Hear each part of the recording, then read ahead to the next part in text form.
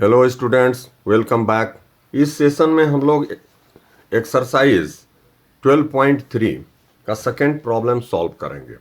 इस प्रॉब्लम को second problem हमारे बुक में जो है कि ये प्रिंटिंग जो है कुछ गड़बड़ियां हैं, मिस्टेक है ना। प्रिंटिंग ठीक से नहीं आया है, इसलिए मैंने लिख रखा है पेपर पे। आप लोग जो है कि अपने बुक में देखें, मैं इसको रीड करता हूँ। Find the area of the shaded region in figure 12.20 if radii of the two concentric circles with center O are 7 centimeter and 14 centimeter respectively and angle AOC is equal to 40 degree. ये आपका figure है ना। इसमें जो है कि ये concentric दो सर्किल हैं जिसका सेंटर सेम है ना। कॉन्सेंट्रिक सर्किल्स के जो है कि सेंटर सेम होते हैं और बारी बारी से दोनों सर्किल का जो है कि रेडी जो है दिया हुआ है। ये छोटे वाले का जो है 7 सेंटीमीटर है, बड़े वाले का जो है कितना है 14 सेंटीमीटर। और ये एंगल ए ओ सी, ये ओ ए ओ सी यानी कि ये थीटा का वैल्यू यहाँ 40 डिग्री दिया हुआ है। आइए यहाँ जो है कि हम लोग पेपर में डायग्राम बनाते हैं और समझते हैं, है ना। ये आपका ये बड़ा वाला जो है सर्किल है और इसका ही सेंटर ये है और बीच में एक सर्किल और है। यहाँ सेंटर बना है, ये ओ सेंटर हो गया, है ना। तो ये दो कॉन्सेंट्रिक सर्किल्स हैं और इस तरह से यहाँ डायग्राम बना हुआ है ना। यानी कि सेक्टर फॉर्मेशन दिखाया गया है ना, दोनों जो है सर्किल के केस में। तो यहाँ पर नाम दिया हुआ है ओ, ये बी है और ये डी पॉइंट है और ये ए है और ये सी है। तो इस शेडेड पार्ट का हम लोगों को एरिया फाइंड आउट करना है। तो यहाँ देखिए, पहले समझ लीजिए ओ ए सी जो सेक्टर्स जो है, इस जो है रेडियस वाले यानी बड़े रेडियस वाले, जिस बड़े रेडियस यानी कि 14, जिसको कि हम लोग R1 मान लेते हैं। R1 यहाँ पर क्या है आपका 14 सेंटीमीटर है। तो उसके लिए ये सेक्टर है ना। और यहाँ थीटा यहाँ डाल देते हैं, ये आपका 40 डिग्री तो उसके लिए है। और ये छोटा जो रेडियस R2 है ना, इसके लिए ये सेक्टर है OBC, है ना। तो यहाँ दो तरह के सेक्टर का फॉर्मेशन है। तो इस शेडेड रीजन का एरिया निकालने के लिए बड़े वाले इसका नाम हम लोग दे देते हैं सर्किल C1 और ये सर्किल जो है C2।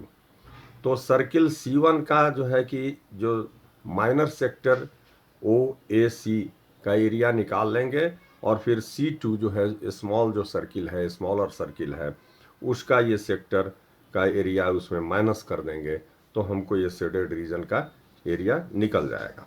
आइए अब सीधा जो है कि हम लोग जो है फाइंड आउट करते हैं शेडेड रीजन का एरिया, है ना। गिवन हम लोगों ने लिख लिया, यहाँ थीटा भी लिख देते हैं। दोनों के लिए थीटा का वैल्यू सेम है, theta 40 degree. Now solution, area of shaded region is equal to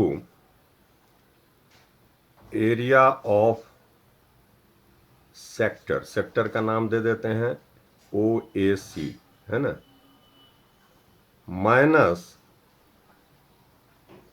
area of sector OBD, है ना। क्लियर है। तो सेक्टर का एरिया का जो है formula, area of the sector का फॉर्मूला हम लोग जानते हैं क्या होता है, theta by 360 into pi R square. R1 यहाँ पर इस जो है कि बड़े वाले सर्किल के लिए हम लोग जो है ना मान रखा है रेडियस R1, तो R1 स्क्वायर। क्लियर है। Minus theta by 360 again pi R2 square. बस इसी जो है इसका कैलकुलेशन करेंगे और हमको जो है इस सेटेड रीजन का एरिया निकल आएगा। अब इसमें जो है सबसे पहले जो कॉमन है और सॉरी कॉमन को जो है हम लोग वैल्यू पुट करके बाहर निकाल लेते हैं, है ना। थीटा का वैल्यू रख देते हैं सबसे पहले, है ना, और ये 22/7 भी लिख देते हैं। यहाँ पाई में R1 का भी वैल्यू रख दीजिए 14 स्क्वायर माइनस ये भी 40 हो जाएगा आपका, है ना, सेम है थीटा दोनों के लिए 360 22/7 और ये 7 स्क्वायर। क्लियर है। अब ये कैंसिल करा, ये 9, ये भी कितना हो जाएगा 9, तो 1/9, है ना, और ये इसको दोनों में 1/9 और 22/7 कॉमन है, तो इसको बाहर निकाल लेते हैं हम लोग, आसान होगा, है ना। ब्रैकेट में अब ये क्या बच गया, है ना, 14 स्क्वायर माइनस 7 स्क्वायर, तो इसको ए स्क्वायर माइनस बी स्क्वायर के फॉर्मूला में डाल देते हैं। ये कितना हो गया आपका सॉरी 22, और यहाँ तो कोई कैंसिलेशन का मामला नहीं है, है ना, अभी इसी फॉर्म में रहने दी। हो सकता है कि यहाँ पर जो है कुछ कैंसिलेशन में ये ब्रेकअप जो है काम दे, तो इस तरह से फ्लावर ब्रैकेट में डालिए 14 + 7, है ना, और इंटू 14 - 7, ये ए स्क्वायर माइनस बी स्क्वायर के फॉर्मूले में ये हम लोगों को प्राप्त हुआ। तो 22/9 इंटू 7 इंटू ये कितना हो गया 21 इंटू ये कितना हो गया 7, ये कैंसिलेशन, है ना, हो गया, और 3 से जो है कैंसिल कराएंगे इसको, 3 और ये 7 3 जा, तो इस तरह से हम लोगों को यहाँ पर क्या प्राप्त हो गया 4513, और ये यूनिट क्या है, ये एरिया है, तो सेंटीमीटर स्क्वायर।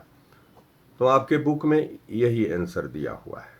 आप चाहें तो इसको दशमलव में भी निकाल सकते हैं, जो है कि 154 को 3 से जो है कि डिवाइड करके आप जो है कि इसका निकाल सकते हैं दशमलव में, है ना, या इम्प्रॉपर फ्रैक्शन में भी निकाल सकते हैं। इम्प्रॉपर फ्रैक्शन में हो जाएगा आपका ये 51 और 1/3, है ना, ये भी आंसर हो सकता है सेंटीमीटर स्क्वायर, है ना। ये 5 इसको करेंगे डिवीजन, तो 5 3 जा 15, फिर 1 खाएगा तो ये बच जाएगा रिमाइंडर, तो 51 1/3 ये भी आंसर हो सकता है। लेकिन ज़रूरत नहीं है, आपके बुक में यही आंसर दिया हुआ है, तो ये वैलिड आंसर है ना। इतना ही करके आप छोड़िएगा, फुल मार्क्स मिलेगा। एक बार फिर से मैं स्क्रीन पे डाल देता हूँ, आप लोग रिव्यू कर लीजिए, देख लीजिए, कहीं कोई डाउट हो तो कमेंट बॉक्स में जाके कमेंट करिए, मैं आप लोगों के डाउट को क्लियर करूँगा। मेरे चैनल को सब्सक्राइब करिए, मेरे चैनल पर जो है कि और भी आप लोगों के क्लास से संबंधित जो है कि वीडियोज़, दूसरे सब्जेक्ट के वीडियोज़ हैं, उनको देखिए और आप फ़ायदा उठाइए। Thank you very much.